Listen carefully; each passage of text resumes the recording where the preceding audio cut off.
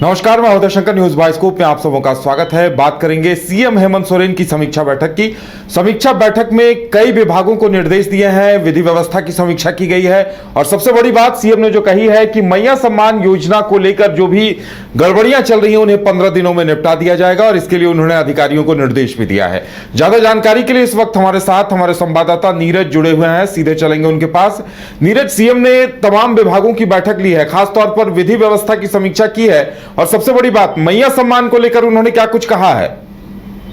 देखिए, आज एक महत्वपूर्ण समीक्षा बैठक जो है वो मुख्यमंत्री हेमंत सोरेन के आवास पर रखी गई थी और लगभग सभी विभागों के सचिव उस दौरान जो है मौजूद थे। उसके साथ साथ विभिन्न जिलों के उपायुक्त जो है वीसी से जुड़े हुए थे और उसके साथ साथ जो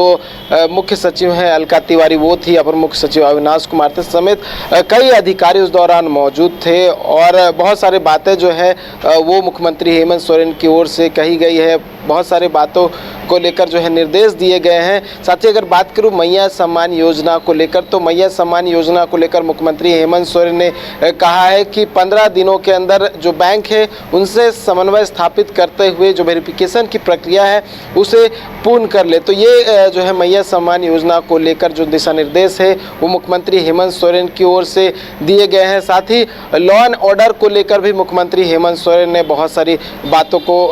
कहा है। उसके साथ साथ अगर रांची, चतरा या अन्य जिलों की बात कर ले जहां पे अफीम की खेती होती है उसको लेकर भी उन्होंने कहा है कि उस क्षेत्र में अफीम की खेती ना हो, उसको लेकर जो है अपनी ओर से जो जिला प्रशासन है या पुलिस है वो देखे। साथ ही जो ग्रामीण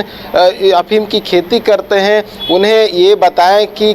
जो अफीम की खेती है वो कानूनन जुर्म है, उसमें सजा का प्रावधान है, तो उसको कहीं ना कहीं रोक लगाने की कोशिश की जाए अपनी ओर से। साथ ही ये भी कहा गया है कि शहरी क्षेत्र या फिर ग्रामीण क्षेत्र के जो एरिया है और स्कूल या कॉलेज के वहाँ पर जो नशा के जो पदार्थ है वो बेचे जाते हैं, तो उस पर कहीं ना कहीं रोक लगाने की आवश्यकता है और इस पर कड़ी कार्रवाई का जो निर्देश है वो मुख्यमंत्री हेमंत सोरेन ने दिया है। उसके अलावा अगर बात करूँ तो स्वास्थ्य विभाग से संबंधित उन्होंने बहुत सारे जो उपकेंद्र है उसको जल्द से जल्द निर्माण करने का निर्देश दिया है और जो भी डॉक्टरों की कमी है उसको लेकर भी बहुत सारी बातों को कहा है। उसके अलावा जो हेलीपैड की बात मुख्यमंत्री हेमंत सोरेन ने सदन में कही थी उसको लेकर भी कहा है कि झारखंड में जितने भी मेडिकल कॉलेज है वहां पर हेलीपैड का निर्माण हो, इसके लेकर जो है दिशा निर्देश दिए गए हैं। उसके अलावा जो देवघर का एम्स है वहाँ पर भी हेलीपैड का निर्माण करने को लेकर निर्देश दिए गए हैं। उसके अलावा अगर बात करूँ तो जो छात्रवृत्ति दी जाती है 1 से लेकर 10 तक के बच्चों को या जो भी छात्र हैं उनको लेकर भी कहा गया है कि जो भी लंबित छात्रवृत्ति है उसे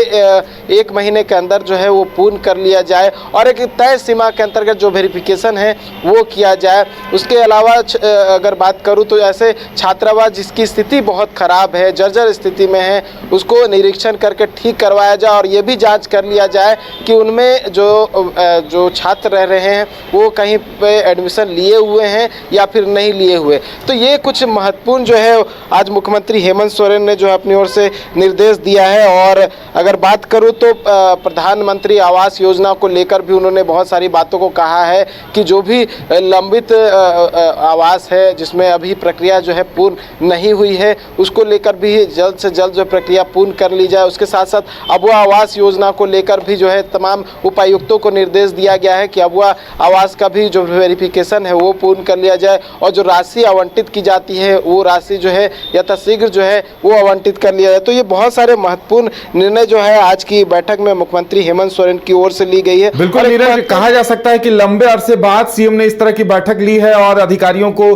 तमाम विभागों से जुड़े जरूरी निर्देश दिए हैं।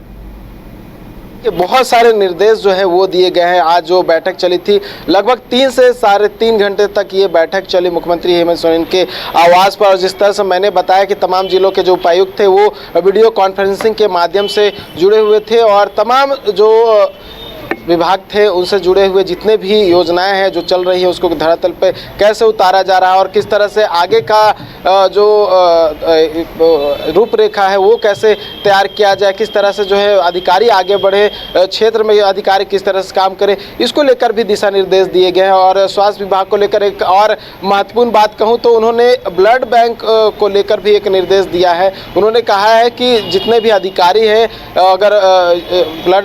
कैंप का आयोजन किया जाता है उसमें वो भी बढ़ चढ़ के हिस्सा ले, लोगों को प्रेरित करे। और एक डेडलाइन भी जो है वो दिया गया है उदय कि इस डेडलाइन के अंतर्गत जो है ये कोशिश करे कि जितने भी ब्लड बैंक है वहाँ पर प्रचुर मात्रा में जो ब्लड जो है वो मौजूद रहे, ताकि जो मरीज है वो इधर उधर घूमे ना, उन्हें जो है ब्लड की कमी ना हो। इसको लेकर एक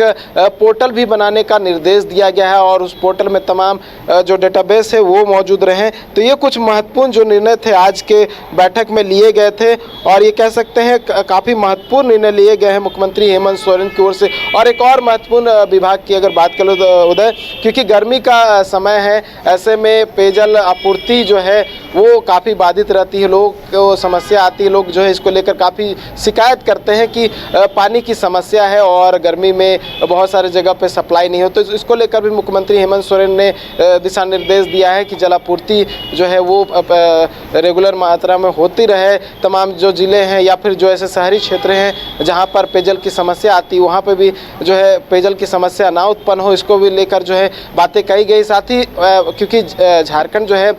जंगली क्षेत्र है तो उस क्षेत्र में अमूमन ऐसे देखने को मिलता है कि गर्मी क्षेत्र में बहुत सारे जंगलों में आग लग जाती है। तो इसको लेकर भी तमाम उपायुक्तों और उसके साथ साथ जो अधिकारी है उनको भी दिशा निर्देश दिया गया है कि अपनी ओर से तमाम तैयारियां करें ताकि इस तरह की जो संकट की स्थिति है वो ना आए। उदय, चलिए नीरज, हमारे साथ जुड़ने के लिए और तमाम जानकारी देने के लिए आपका बहुत बहुत धन्यवाद। तो सीएम ने लंबे अरसे बाद मैराथन बैठक की है और तमाम मुद्दों को लेकर जरूरी निर्देश विभागीय सचिवों और अधिकारियों को जारी किए हैं।